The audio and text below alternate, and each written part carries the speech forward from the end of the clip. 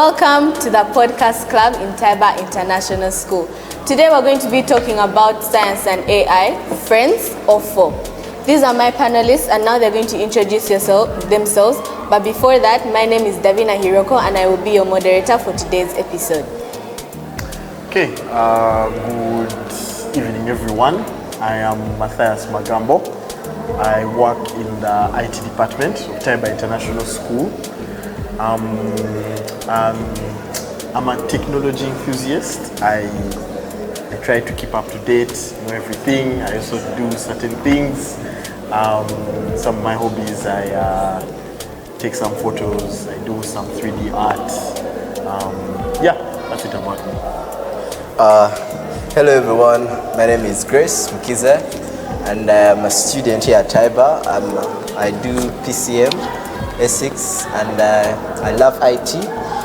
Currently I'm the president of Taibah International School, the INEB sect, and I'm looking forward to pursuing a career in engineering in line with tech as well. So thank you so much. Good evening everyone. My name is Karen Imanya and I'm in year 13. I am the STEM club president in the international side and I do physics, chemistry, biology and math. And I love everything to do with science and what it can do for us in the future. Yes, good evening everyone. My name is Martin Musinguzi, Form 6 doing economics, entrepreneurship and art. I'm the current president of the podcast club. In future, I'm looking forward to handling accounting as my next goal after Form 6. Thank you. Good evening, everyone. My name is Nazri Suzanne, and I am a member of the podcast club. I'm doing biology, chemistry, and mathematics in year 13, and I'm glad to be here today. So today, in the world that we live in, technology is such an important part of our everyday life. We use our phones basically to breathe oxygen. They are sort of like a lifeline to us. Science and AI has taken drastic measures lately, and day to day we're seeing that maybe one day in 20 years or something, cars will fly, or maybe robots will be driving them. Who knows? But today we're going to dive into the different aspects of science and AI. We're going to look at how AI has affected our education as students. We're going to look at how teachers look at AI as an educational tool, or maybe it's just ruining our brains and our thinking capacity. So my first question of the day is going to be, how do you understand the term science and AI, and what does it mean to you as a person? So what science means to me is a search for truth. And in that search for truth, you have to have strong opinions, but loosely held. I.e., you're willing to update your priors, update whatever you believe at that moment, whatever you're pursuing at that moment, and then readjust quickly. And so for AI, it's artificial intelligence, yes, but it also means to me augmentation of human ability, what we can do now, what we can do in the future. Maybe eventually we can get some knowledge synthesis from artificial intelligence. Some people are trying, but slowly by slowly, we'll get there. Basically, personally as well, I wouldn't divert so much from what Mr. Matthias has said. I do believe that science is it's one of the things that give meaning to what is happening in day-to-day life. For example, maybe in primary they used to tell science was the study of living things and non-living things, which is so basic, but as you start learning, you're going to discover many things that you have no idea, that you're even going to start learning to explain things that don't exist. For example, if you go maybe now into maybe space exploration, you're going to be talking about celestial bodies that you are not sure if they exist or but they're just theoretical, and that is all what science tries to explain. And artificial intelligence is one of the emerging trends in technology of late, and I can say this is just a simulation of human cognitive and human abilities in line with thinking and all that. So I do believe that science and artificial intelligence science is actually the result. The artificial intelligence is as a result of science. Yeah, so thank you. I believe science is just the human understanding of the world. I think that we're just trying to understand exactly how we came from, how things work, and science basically helps us understand that in that way. And well, as I guess scientists, we're just trying every day to find something new, find, I guess, the quest of truth, as teacher told us in the beginning. And AI has been something that has just maybe put like a tunnel. I think it's bridged a gap for some people, and it has become something that has been used in different ways and has affected us in maybe in a more disadvantaged route than an advantageous one. I'll not say so much about science since the previous panelists have said it all. But in my personal thinking, science is just the way human beings are relating with the world. The way we are observing, experimenting, and making the discoveries and things we have not yet discovered. Because there's a lot to the world and the Earth, even beyond the space, Mars, and other planets. On the other hand, artificial intelligence, actually from the name itself, artificial intelligence is a human invention, or it was brought up by man himself. So this is just a way of creating a human-like intelligence, so something that can think alike as to a human being. So personally, what I believe about science and technology, first of all, science has made the world a better place, and technology has also made the world a better place. For example, our gadgets, phones, just basically connecting with the world. For example, TikTok. Like right now we're so connected with like the US. We know things that we wouldn't know, the US fires, the LA fires. Like that was something that was trending, but it's all because of science. You know, if they never really created all these, for example, where we started from in Africa, we never had anything. The only thing we used to like go through was we used to use, I don't know. I don't even know what for my parents used to use. Newspapers. That was slow though. Yeah, because no, just imagine we're actually like that still. That would be like a crazy period of time. You know, just using letters, you know. So me, I believe that AI and science has actually made the world a better place. And yeah, because imagine the things we wouldn't have without it. And as much as some people are saying that, oh, science and technology has made the world it's bad. No, we all know this is like coming from a place of bias, and they just want to have something better. But it's actually nice, and it has made the world a better place, at least to me. True. I think I want to have a very neutral perspective on science and AI, but I completely agree with the point that Teacher Matthias said of science is just truth. I think science can be somebody's personal truth, and I like to know what you guys' most like interesting science invention has been in the past like maybe 10 years. In the past 10 years, this is from now to 2015. Be louder, okay. From now to Like 2015. Yeah. I would guess I'm just okay. Of course, this is going to be very lazy since you put me on the spot. But artificial intelligence, but not just the text generators, the GPTs, the llamas, whoever, but things like image generation, video generation. What else could I say? Even things like technologies like AlphaFold by Google, where they get an AI to make new proteins based on rules. And then it figures out, oh, okay, this protein exists, this protein could exist, this protein could exist, da da da da da da da da da. So, because before the process was, it had to be done by hand.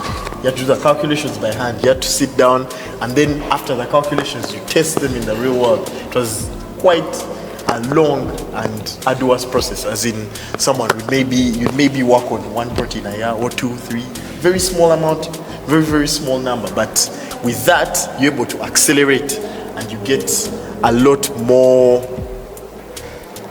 you're able to look at way more things in a shorter span of time. Yeah, that's it for me. Thank you. For me, I do believe that one of the greatest inventions that I've seen in the past 10 years is quantum computing. So initially, computers have gone through a series of evolution from the mechanical era, where we had the abacus, the slide rule, and then to the electromechanical era, where we had the transistors and all that. But right now, we are transitioning into the state of quantum computers that operate on qubits, unlike the normal computers that used to operate on the bits. And it can be able to execute over a million instructions in a second. And actually, from the research that I was going through, I saw that these computers can be able to execute data that would take maybe say the mainframe computers or the big computers a period of over 4 years, and they can just do it in a period of over 1 hour or something. And of course, some of the computations are still theoretical and hypothetical, but then we believe from the laws of quantum mechanics and engineering and computing, we can be able to bring it on board. So that is what I believe is and is going to be the greatest invention that humans have been able to create: quantum computing. Thank you. Wow. I really like AirPods. Like I love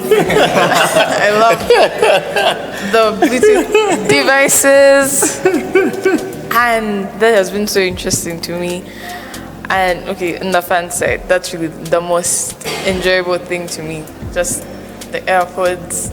But probably biotechnology, things like the equipment that we use that helps in brain, like working on the brain. There's been a lot of technology that they've created that has brought a lot of advancements in the healthcare system, and that's something that's very important to me because I have like some medicine roots. I don't really want to be a doctor, but I like biotechnology, and I think that technologies that have helped to just further stimulate, I guess, brain surgery has been so interesting to me, and these different things in genetical engineering that have helped to just, I guess, show us that there's more to the human body, I guess, and we can make different things using science as a tool, of course. Yeah.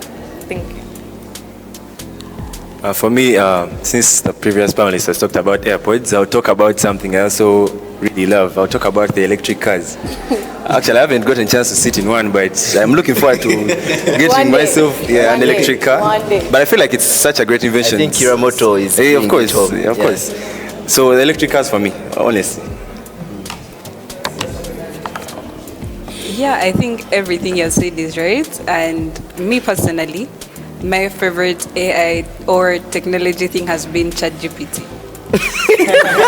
Assignment. As a biology student, guys, tell me why they're telling me to write an essay for leadership course. Like, I'm not lazy, but like, I would say that it's really smart to like, okay, first of all, why do we write essays if they already know that? Okay, if I could like list down the points, that would be nice. But like, okay, I think this is biased because I'm a science student, but ChatGPT has really helped a lot because imagine, and I heard there's like a latest chat something, and it's like so smart how like they create these things that are more smart than the humans who even create them. Like, I find that so intriguing. And I believe that science and technology, it's going to like go to bigger places, because we've talked about how it helps in the medical field, in cars, all that. Like, so just imagine all the things that we haven't yet discovered, because all these things are going to just be greater, and they're going to be more interesting, and we would like to see where that goes. So personally, I can't say that I have a favorite thing in AI, because I believe they're going to create something better. I feel. Yeah, I just want to add to his point about electric cars. Also, I've not had I've had the experience of a hybrid, the ones that use both electricity and Are they in gas, Uganda? and fuel. Yeah. For real? Yeah, they're there. Yeah, and when someone switches to fully electric, like I think there's a thing where you switch, it's like silent. And I've had an experience with the electric bike. They are very, very silent. Very, very. Actually, you're right, because you know how when you sit on a border, you're like shaking a lot. But with the electrical, one, Wait, so do electric it's cars a use fuel? smooth ride. Do they use fuel? No. they use If it's purely electric, it can be purely electric. But if it can be both. They're also the hybrids. Yeah. That's interesting. Yeah. I think my favorite invention is a smart fridge, because I like food. Yeah. So like, as we are seeing from our panelists, science has had so many impacts in our life, from our entertainment to transport to food and stuff like that. So ChatGPT, Susie, you spoke so highly of ChatGPT. Do you think it's helping you as a student in a positive way, in the sense that now you feel smarter, you feel like you're gaining more knowledge from it? Or do you think it's just slowly depleting your own mental capacity as a student? Okay, so actually that's a way of thinking that a lot of people have. They believe that ChatGPT is making the world a worse place, or like people are not thinking for themselves. But personally, I believe that ChatGPT has helped me, because there are things that are there that I can't easily get on Google. And like Google can help you, yeah? But like ChatGPT like lists them down like exactly how you need them. For example, like in the holidays, we're doing debates, and let's just say, yes, you need points, but ChatGPT can even show you how to actually elaborate your points, how to speak as a first speaker, second speaker, third speaker, reply speech. It really helps you. So personally, I don't believe that ChatGPT is something that you're just going to like cram off, or like you just copy and paste. No, you're actually learning. It's actually a teacher away from a teacher, if you think about it. That was a bar. I fully support that. It depends on how you're using it. Yeah. Yeah. It depends on how you're using it. True. Maybe from now on they won't be writing your essays. Let me tell you, write the whole it doesn't essay? write the whole essay. Okay. Conclusions Let me are tell you hard. something. ChatGPT does not write the whole essay. It just shows me how to write it. It teaches me that I need an introduction. I need to skip lines, because I don't know these things.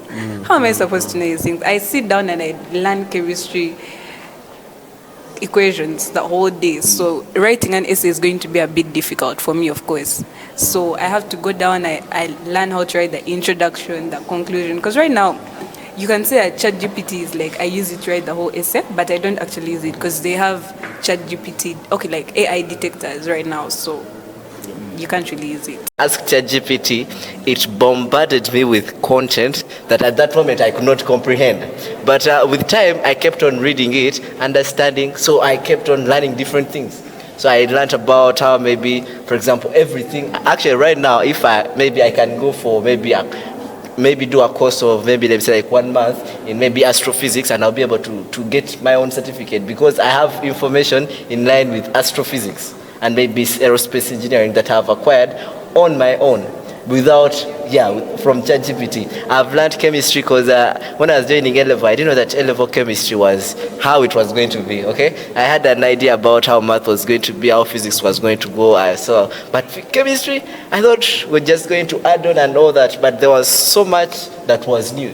So I had to sit down, and in most cases, because you can take a picture of a certain text, and you can send to ChatGPT, it will summarize for you, it will give you ideas, understand? And I believe that ChatGPT is one of the greatest inventions that humans have been able to do. Though, of course, there are other better AI systems, better than ChatGPT, but because of the marketing and all that, that's why it's on board.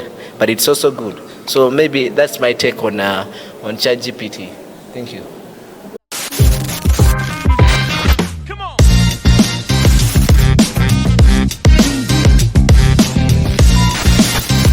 Welcome back from our short break.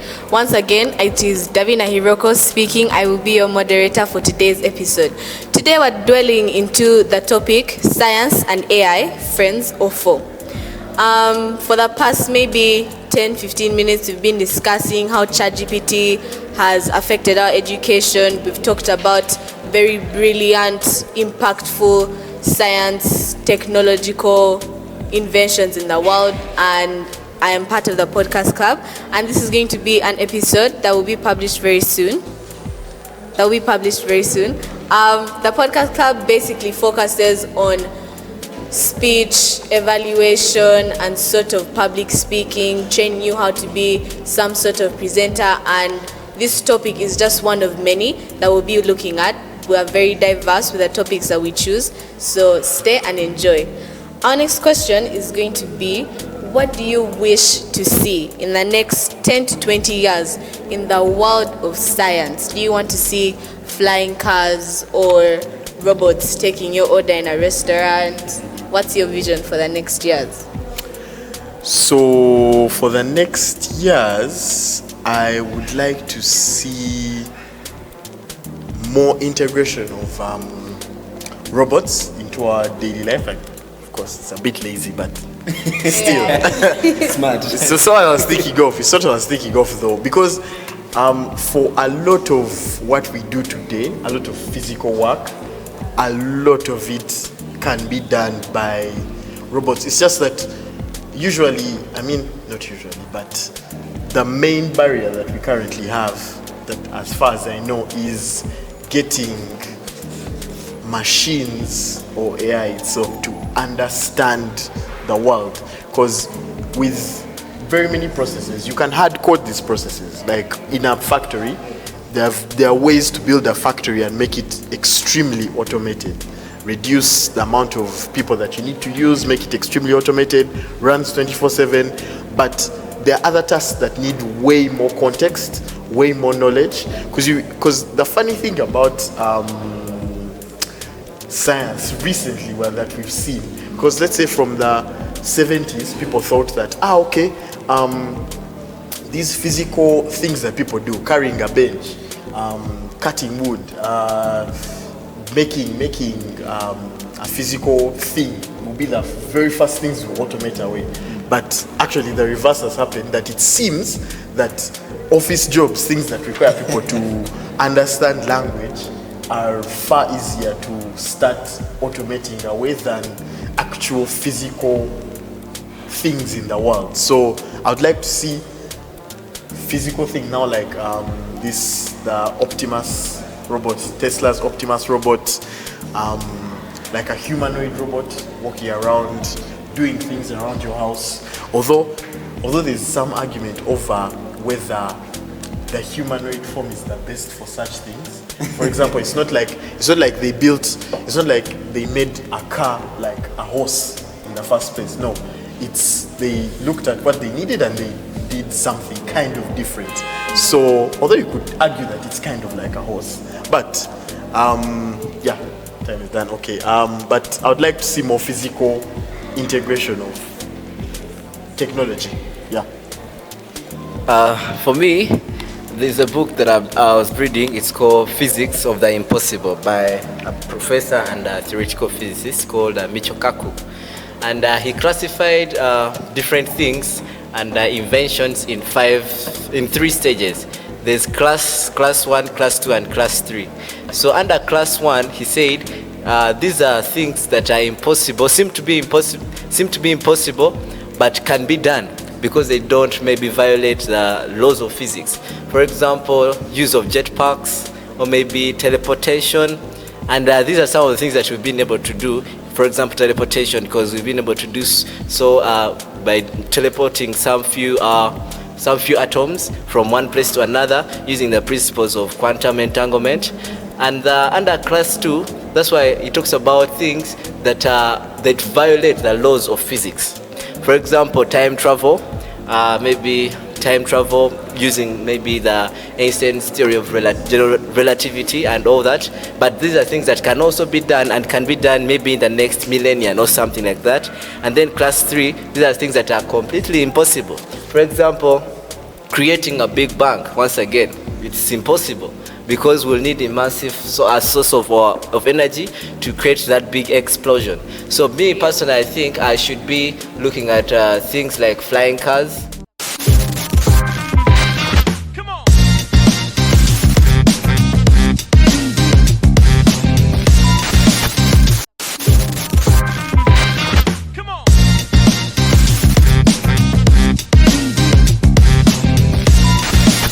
Welcome back, and we changed our scenery just for the, air circulation, change of the vibe.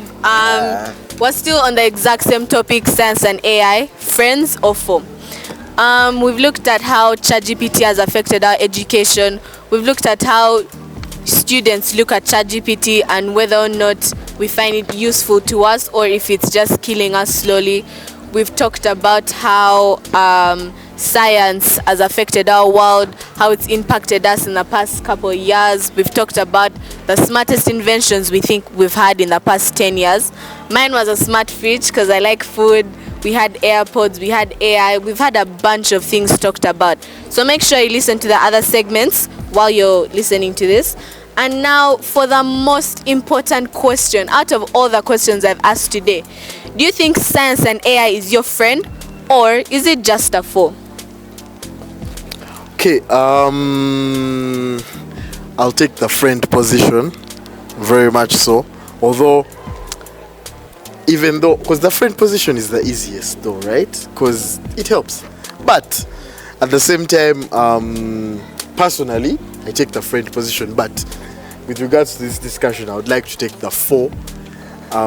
Because when you have all human knowledge easily distillable. Because for example, one of the things that's been that kind of helps with preventing people from doing bad things, or just call them bad things, the lack of knowledge. So for example, if someone wants to manufacture synthetic drugs, they're going to have to look for the information. I mean, it's not that difficult to find, but at the same time, you don't have to be making it easy to find.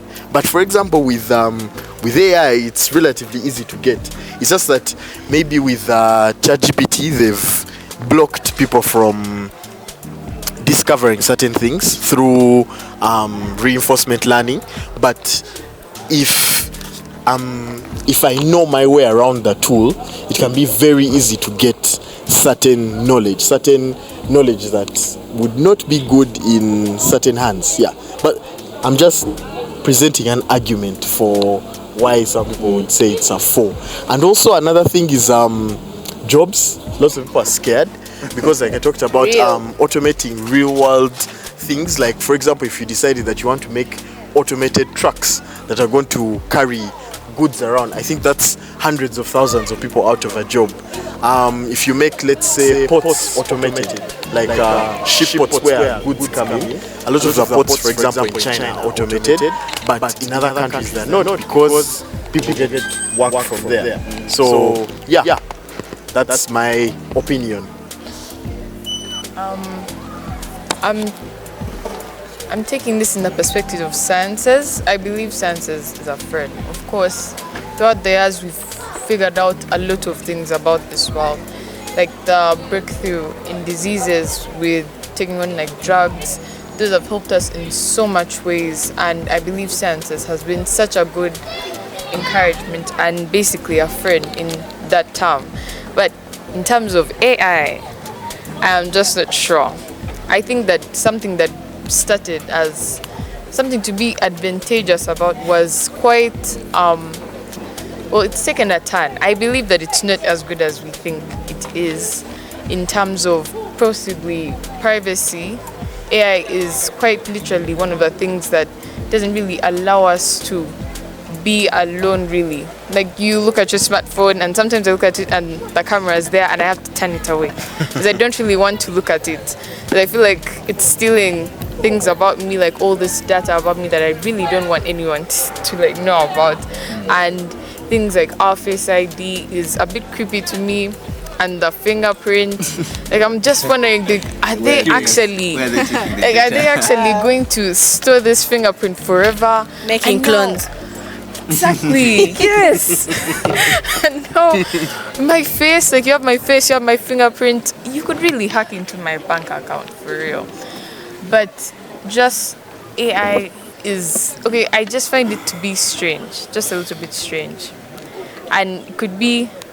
Maybe it could be better. I feel like there needs to be more restrictions, because certainly some things like, okay, our electric cars, okay, we are saying that electric cars are like so good and what, but then we're finding out that sometimes there are accidents, and now what are we going to blame it on? Are we going to blame it on the AI? No, not really.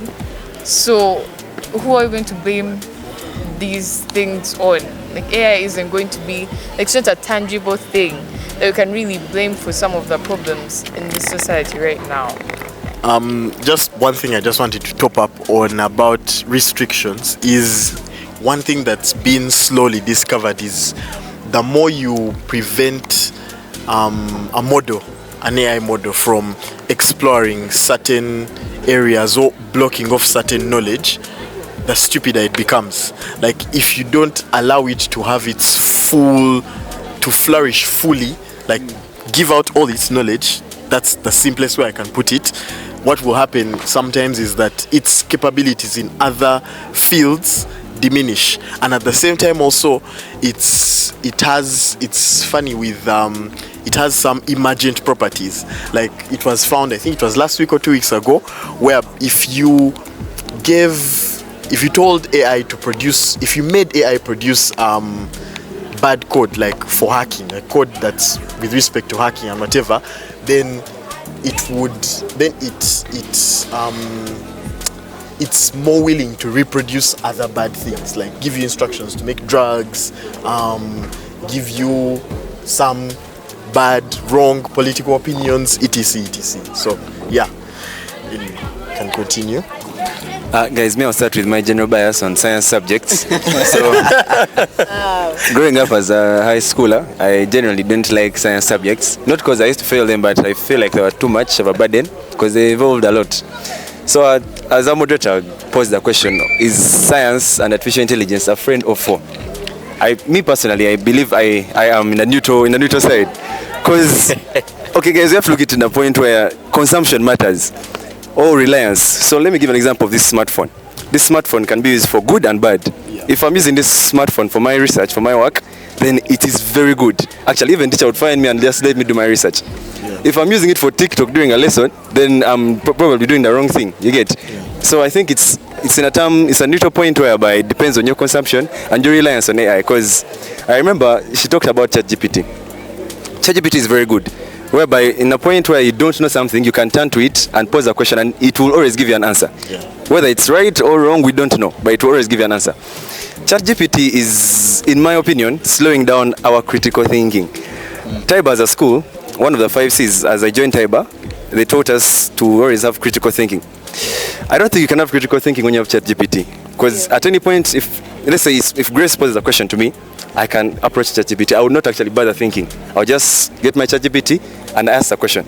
So I don't think that's going to help us in the long run, whereby you find kids don't even want to think.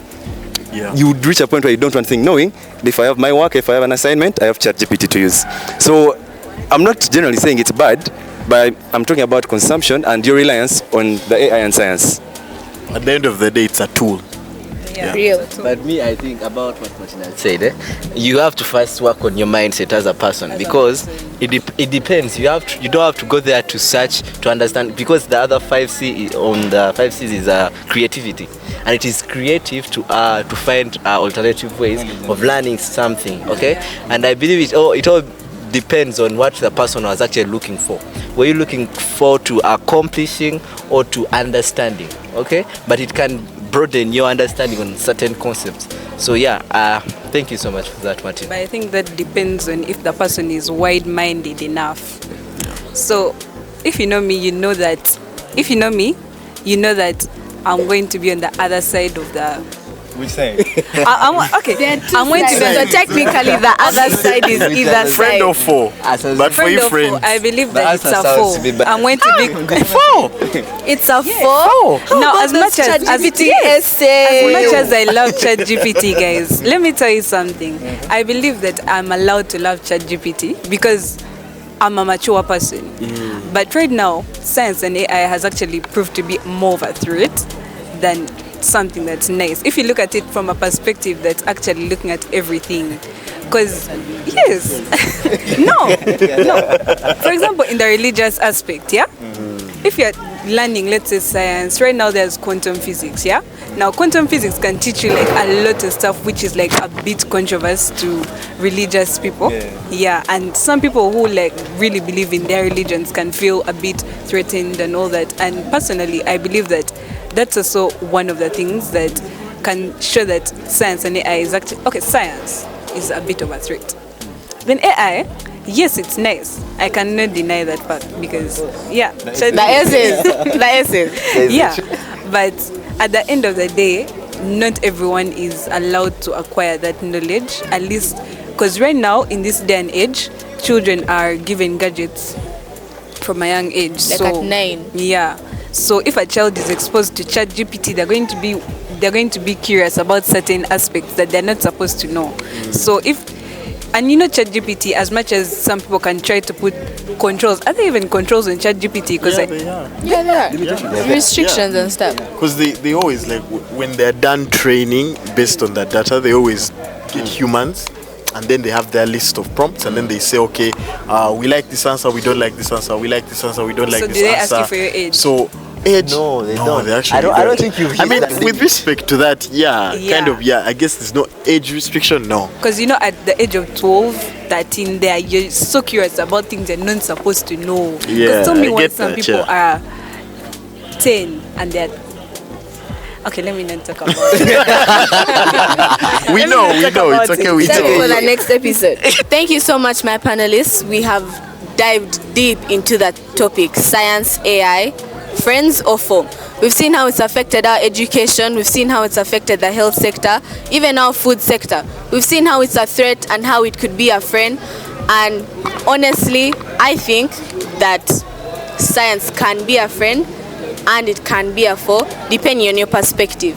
But just for a teaser for the next episode or the next topic, I'm going to leave you with a question as my viewers. Is exploring space worth it? Is colonizing Mars worth it? Do you think our world, our Earth as we know it, is going to be the same in the next 10 to 20 years? Well, that's for all of you to find out. Make your research, post it wherever you find this episode, and keep in touch with the world around you.